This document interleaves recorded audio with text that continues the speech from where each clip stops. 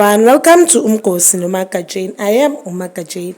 Umkosi ethona namhlanje bazala bamzisa it's about ingane zesithembu, not ingane zesithembu is laba abadala but mnini and siblings. So there's a YouTube channel yakho in ama episode we are going to talk about episode 6 of Mnini and siblings. These mnini and siblings abantwana abancane baka Musa Mseleku, not the older one, those one who can take it ama decisions wabo, the one they are above 18, no, the one that they have reality TV show yabo which is called ingane zesithembu. Mnini and siblings, it's mnini owami Samkele umawande aboze nande, yes, ubanzi yabo laba abancane. So it called Mnini and siblings mhlambe simply because we all love Mnini and a lot of people they focus on Mnini Uthando Nes'Thembu. We've seen Mnini is the businessman, as young as he is, he's into farming, one washamateg two, and now I've seen good where recycle nakhona amatins,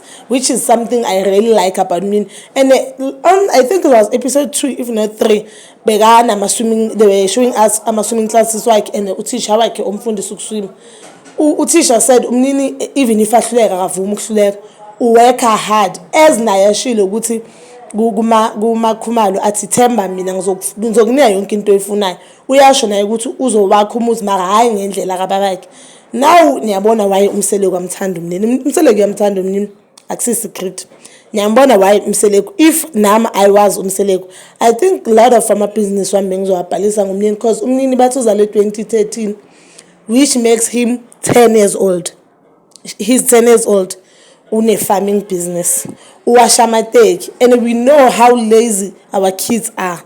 Uwashamateki. Now uyenza recycling. Yeah, understand ukuthi uyaphusha akarelaxang. So on episode 6 Mnini was doing a talk, a motivator abantwana abancane. So he's also a motivational speaker because uyakwazi ukuthi ahlala nabantwana abancane abagcugcuzela. Even I ngimdala nje ngibona something kunya kubona ukuthi I can gain something from the kid as young as he is, but unengqondo ehlakaniphile. And when it comes into business it's like uphiwe. Someone once said business is like it's a gift from God and ancestors. If abakini bakunikile mawithinta ivele iye phezulu. So I do believe ukuthi ugokuflow umnikile Mnini when it comes to that. And bashilo with the farming business uyithatha from the her mother's side. So business la Mnini was motivating abantwana abancane abafundisa ngendlela ukuthi how is it important ukurecycle. And you see abo malume bethu nabo sisi bethu laba, most of them are into drugs but recycle. That means those people make a lot of money, and you can see ukuthi kule mali bona so ukuthi imali abayenzayo abayisebenzisi kahle. So kule unemployment rate esinayo, maybe masinga recycle, even if awuhambi like endaweni ukuthi ucosha amathini, ithini nje leli wena uphuza ngalo cold drink or whatever you are drinking at that time, ulibeke for plastic in ulibeke, then refuse back yakho mayigcwele uyayithatha umikisa lapha, you can get layo 200. It's something than ukuthi ungabi na next, you understand.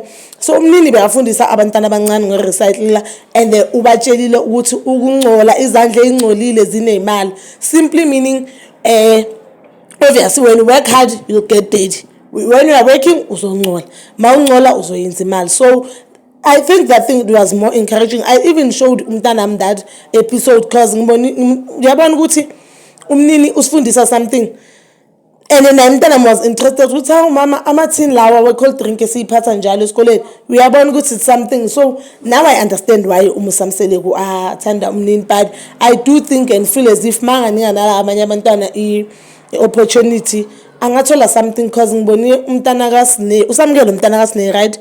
Ngiboni umntana kaSine athi naye ufuna ukufuza Mnini, ufuna kuba nama business. That means naye angagaina something from this thing yama business. Naye she's also interested in doing businesses. So it's just that mhlawumbe akayitholi chance or akayitholi opportunity ukuthi or athole someone ozomgcugcuzela ngaphandle kaMnini.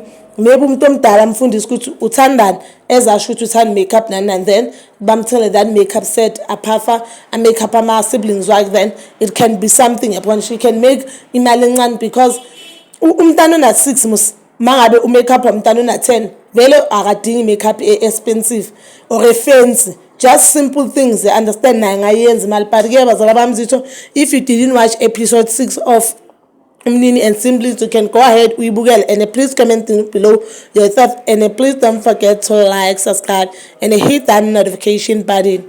Ke le rata, uyalobuya.